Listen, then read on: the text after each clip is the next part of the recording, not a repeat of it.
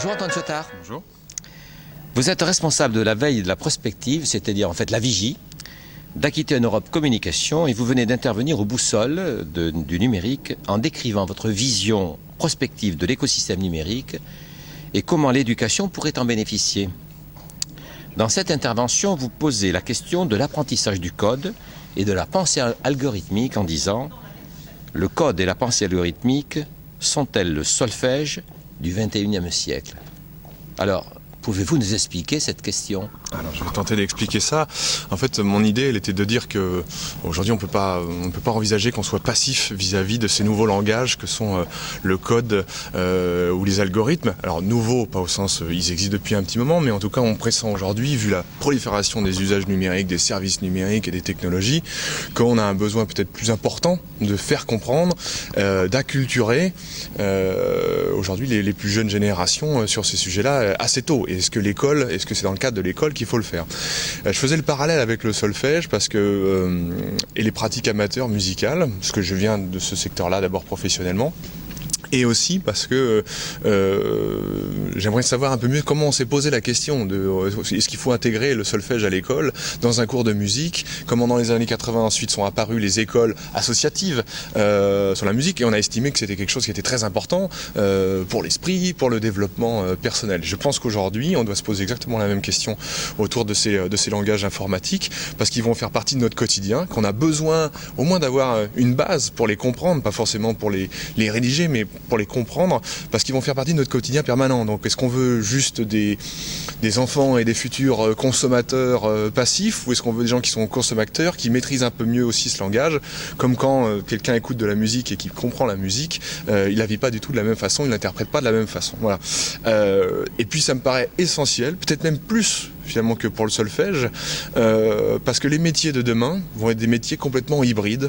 Les métiers par exemple du monde de l'ingénieur, mais aussi du journalisme, où on voit de plus en plus que par exemple la manipulation de la donnée, peut-être pas des algorithmes, mais par exemple des données qui sont générées par les services numériques, par les traces qu'on laisse, vont être des éléments d'analyse très très forts. Et qu'aujourd'hui, dans les métiers de demain, on aura besoin d'une compétence comme ça, d'informatique et de rapport à la data. Donc c'est important qu'on commence assez tôt. Voilà. Alors, c'est bien que vous parliez du solfège, parce que le paysage aujourd'hui dans l'éducation, c'est le suivant pour ce qui est de la musique. On n'apprend toujours pas le solfège à l'école. Et le solfège, s'il est appris quelque part, ce sont effectivement dans des écoles municipales qui sont organisées, des écoles de musique qui sont à côté de l'école.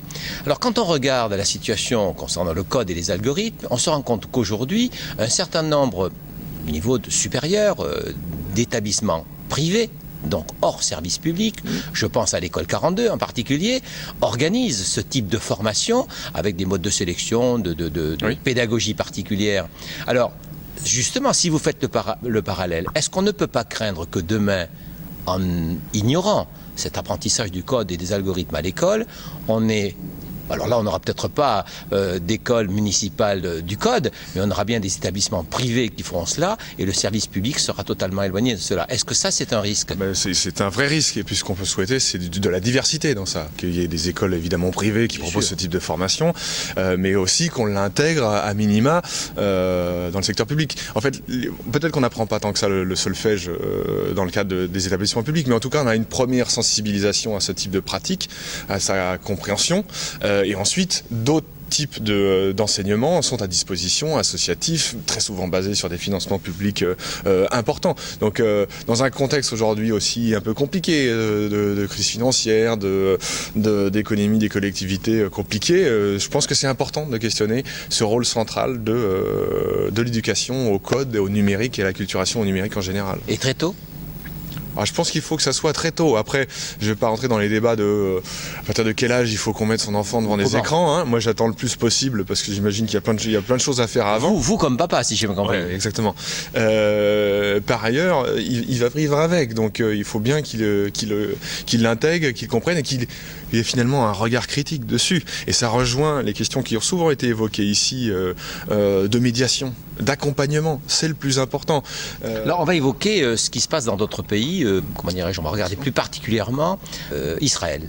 On va regarder Israël parce que c'est aujourd'hui le pays leader dans le développement des logiciels et la dynamisation des start-up. Est-ce que c'est un pays qui a considéré que le code, les algorithmes étaient l'apprentissage très tôt au niveau de l'école permettait d'aller dans ce sens? Et deuxième question liée, la France aujourd'hui manque terriblement de spécialistes de la programmation du fait de la suppression de l'enseignement de l'informatique au secondaire il y a quelques années. La Commission européenne chiffre cela à plusieurs centaines de milliers dans les années qui viennent. On est en déficit majeur. Est-ce qu'il y a là un challenge, quelque chose qu'il faut relever? Je pense. Alors sur Israël, on en parle beaucoup en ce moment. Oui.